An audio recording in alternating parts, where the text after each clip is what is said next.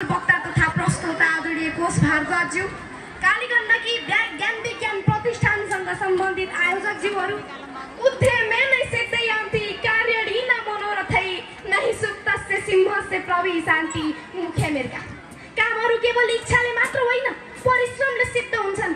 जसरी सुतेको सिंहको मुखमा मृगा आफै पर्दैन, त्यसैगरी परिश्रम र मेहनत बिना कुनै पनि काम सम्भव हुँदैन भन्ने मूल बातका साथ विगत 10 वर्षदेखि आफ्नो मातृभूमिलाई विश्व बजारमा चिनाउन शैक्षिक अभियान, स्वास्थ्य सेवा र धार्मिक पर्यटनबाट आफ्नै जन्मभूमिलाई सिंगार्न अभ्यस्त गुरुदेव संसारका सालग्राम उपासकहरूको भव्य मेला तथा जमघट उत्तरवाहिनी महामेला दामोदर धर्मोत्सव 2082 को पावन अवसरमा आयोजित यस कार्यक्रमका सङ्कल्पकर्ता मेरा आदरणीय अभिभावक प्रभु चैतन्य कृष्ण महाराज गुरु, ज्ञानको गुणलाई भक्तजनहरूमाझ पुर्याउन तल्लीन कार्यक्रमका कथावाचक गुरु, अन्य गुरुहरू, अतिथिगणहरू, उपस्थित सम्पूर्ण श्रद्धालु भक्तजन र अन्य महानुभावहरूमा म श्री दमकटा नमुना माध्यमिक विद्यालय पाल्पाको कक्षा 9 मा अध्ययनरत छात्रा ओजस्वी आचार्यको तर्फबाट न्यानो अभिवादन व्यक्त गर्न चाहन्छु।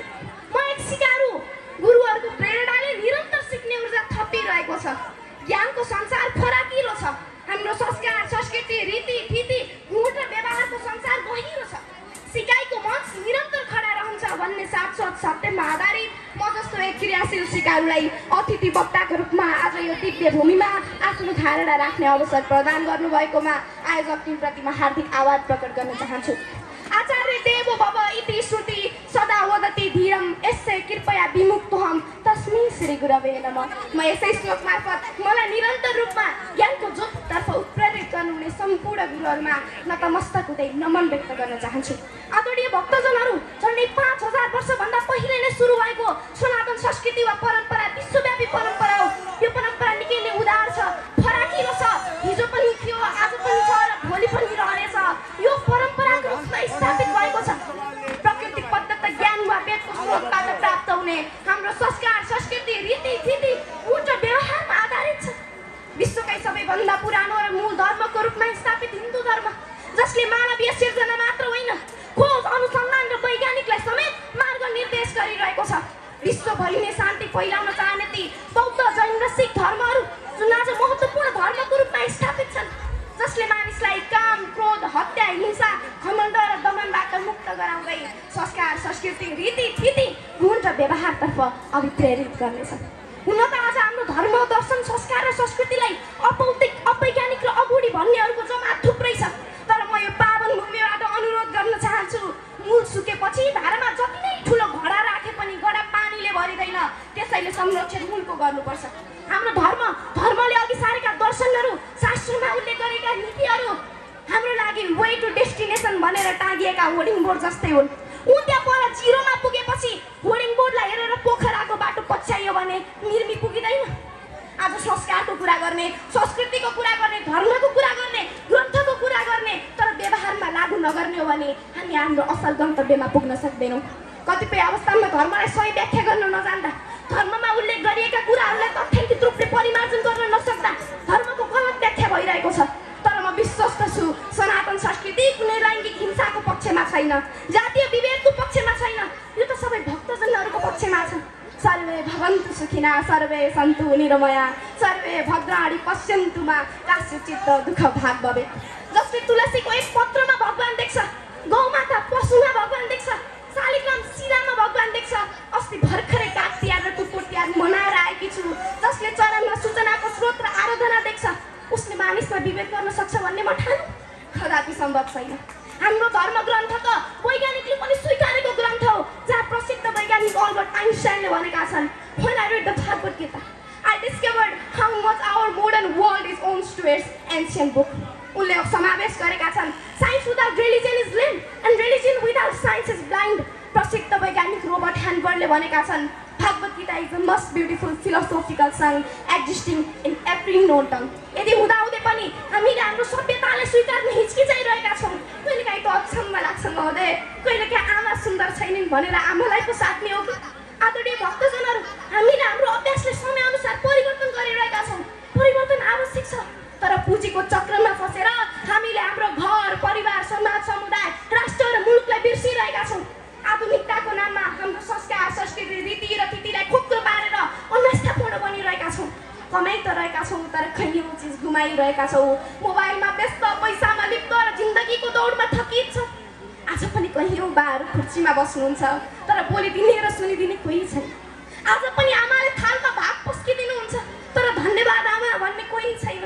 हामीलाई हाम्रा आमा र बाले जन्म मात्र दिएको होइन, रातभरि निन्द्रा बिनै बसेर हाम्रा ससाना रोदनहरू सुनिदिनु भएको, हामीलाई विद्यालयमा भर्ना गर्न खेत र जग्गा बेचेर आफ्नो खुसी साट्नु भएको, एउटा पोसाक किन्दिन आमाले महिनौबाट पाल परेको धोती सियोले थुनेर आफ्नो लाज छोप्नु भएको, आफ्नो छोराछोरी कहिल्यै नरौन् भनेर बाले आफ्ना गहभरिका आँसु गरबन्दीले गोप्य रूपमा पुछ्नु भएको। आज हामी ठुला भएका छौँ, बामाहरू ससाना हुनुभएको छ, हामी सहर प्रवेश गरेका छौँ, उहाँहरू गाउँमै हराउनु भएको छ। हामी बिजी छु भन्छौँ, उहाँहरूले हस्ता आफ्नो ख्याल राखेस् भन्नुहुन्छ तर आज पनि हाम्रा बा र आमाका आँखा मध्यरातसम्म हामी फर्किने बाटो कुरेर बसेका हुन्छन्। आमा बुढी भइसक्नुभयो, अब आमालाई देख्न पनि चस्मा चाहिन्छ तर आमाको आँखामा त्यही पुरानो माया छ।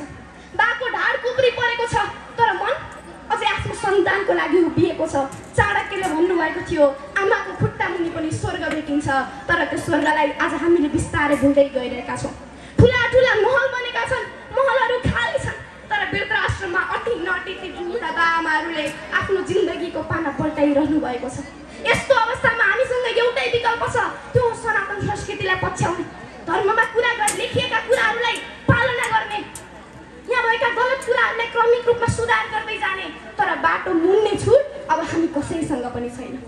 आज म नेपालको यस्तो पवित्र भूमिमा उभिएकी छु जुन गण्डकी माइतीतर्फ फर्किएको क्षेत्र, उत्तरतर्फ वा भनौँ भगवानको घरतर्फ फर्किएको पवित्र भूमि, उत्तर वाहिनी वा सालग्राम क्षेत्र हामी सबै सनातनीहरूको पवित्र धार्मिक स्थल।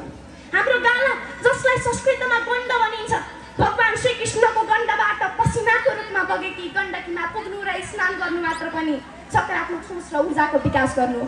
त्यसैले हाम्रो देशको प्राकृतिक सम्पदा मात्र होइन, यो त संस्कार हो, संस्कृति हो, रीति हो, तिथि हो, मूड हो, व्यवहार हो, विकास हो र विश्वासको महिमा समेत हो।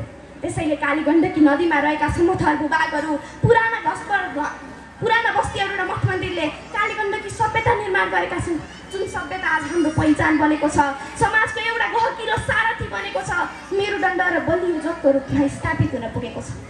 हिमालको काखमा रहेको दामोदर कुण्डबाट निस्किएर मनाङ, मुस्ताङ, पर्वत, स्याङ्जा र पाल्पा हुँदै देवघाटसम्म बग्ने यो नदीले नेपालको तीनै भूभाग हिमाल, पहाड र तराईलाई जोडेको छ।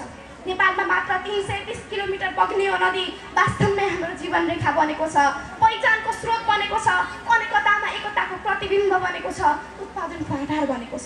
देशकै ठुलो जलविद्युत आयोजना काली गण्डकी 144 मेगावाट यही नदीमा स्थापित भएको, जसले नेपालको ऊर्जा र आत्मनिर्भरताको बाटोलाई खोलिदिएको छ। उज्यालो नेपाल भन्ने अभियानमा सार्थकता प्रदान गरेको छ। नदीको शिरदेखि तीरसम्म रहेको काली गण्डकी कोरिडोर जुन नेपालको एउटा बहुआयामी नेसनल हाइवेको रूपमा स्थापित हुन पुगेको छ। 435 किलोमिटर लामो यो मार्गले देशको उद्योग र रोजगारीको ढोका खोल्नेछ, हिमाल, पहाड र तराईबीच समन्वय बढाउनेछ, एकता बढाउनेछ। प्रसिद्ध मुक्तिनाथ, गुरु क्षेत्र, रानीघाट, उत्तर वाहिनी, केराडी र देवघाट जस्ता धार्मिक स्थलहरूले समेत हाम्रो मान्यतामा आधार प्रदान गरिरहेका छन्। जहाँ काली गण्डकी नदीमा पाइने ढुङ्गाहरू मध्येको विशेष प्रकारको कालो ढुङ्गा फोसिल्स एमोनाइटलाई शालिग्रामको रूपमा पुजिन्छ। ढुङ्गामा पाइने प्राकृतिक चक्र र रेखाहरूलाई भगवान विष्णुको प्रतीक मानिन्छ र शालिग्राम परम्परा बन्दछ। यसले नेपाली समाजको संस्कार, संस्कृति, रीति, थिति, गुण र व्यवहारको व्याख्या गर्छ। मलाई लाग्छ मन, वचन र कर्मबाट सदा उत्तरदायी हुनु, न्यायपूर्ण बन्नु, गलत काम नगर्नको लागि प्रेरित गर्नु हाम्रो धर्मको मर्म हो। काली गण्डकी क्षेत्रमा बसोबास गर्ने ब्राह्मण, मगर, नेपाल, थकाली र अन्य समुदायले समेत शालिग्रामलाई आफ्नो मन्दिरमा स्थापित गर्छन्। यसले सदैव सुखी, समृद्ध र खुसियाली ल्याउँछ भन्ने विश्वास राख्छन्। यो नै काली गण्डकी नदी र शालिग्राम प्रतिको सबैभन्दा ठुलो माया, विश्वास र साधना हो जस्तो लाग्छ। म नीति निर्माता र योजनाविदहरूसँग यही सार्वभौमिकबाट अनुरोध गर्न चाहन्छु, यसको अस्तित्वलाई तोडमोड गरेर होइन। काली गण्डकी नदीको तटमा आज जुन कृषि, इको टुरिज्म र बोटिङको सम्भावना छ, यसलाई संरक्षण गर्न विभिन्न जनचेतनामूलक कार्यक्रमको साथ अघि बढ्ने, तटीय क्षेत्रहरूको संरक्षण गर्ने, प्रदूषण नियन्त्रण गर्ने जस्ता कुरामा हामी सदैव अग्रमोर्चामा खटिन जरुरी छ। हामी धेरैले सुनेका छौँ गङ्गा नदीको छेउमा बनारस तीर्थस्थल भए जस्तै काली गण्डकीको छेउमा उत्तर वाहिनी बनाउन सकिन्छ। कोरियाको हान नदी पुनर्जीवन परियोजना जस्तै काली गण्डकी हरियाली पार्क बनाउन सकिन्छ। जर्मनीको राइन नदी बेसिन म्यानेजमेन्ट जस्तै काली गण्डकी एकीकृत परियोजना लागू लागू गर्न सकिन्छ। फ्रान्सको साइन नदी सांस्कृतिक मार्ग जस्तै कालीगण्डकीमा पनि सांस्कृतिक कार्यक्रमको आयोजना गर्न सकिन्छ। यी र यस्ता थुप्रै दृष्टान्तहरू छन् जसले हाम्रो राज्यको अर्थतन्त्रमा टेवा पुर्याउन सक्छ, जसमा राज्यले समेत ध्यान आकर्षण गर्न जरुरी छ। अन्त्यमा म आग्रह गर्न चाहन्छु, महिला भएर जन्मिएकै कारण छोरी बुहारी र श्रीमतीहरू लैङ्गिक हिंसाको शिकारमा परेर रोएर जीवन काट्न नपरोस्। बुढेसकालको सहारा थानिएका छोरा छोरी र बुहारीको अभावमा पिँढी कुर्दै गरेका बाहामाहरूको आशाको दियो ननिभोस्। पवित्र भूमि उत्तर वाहिनीले हामी सबैलाई कल्याण गरून्। हार्दिक शुभकामना व्यक्त गर्न चाहन्छु। मेरो भनाइ अन्त्य गर्छु। असतमा सदगमया तमसमा ज्योतिर्गमया। धन्यवाद, नमस्कार। जय उत्तर वाहिनी, जय कालीगण्डकी।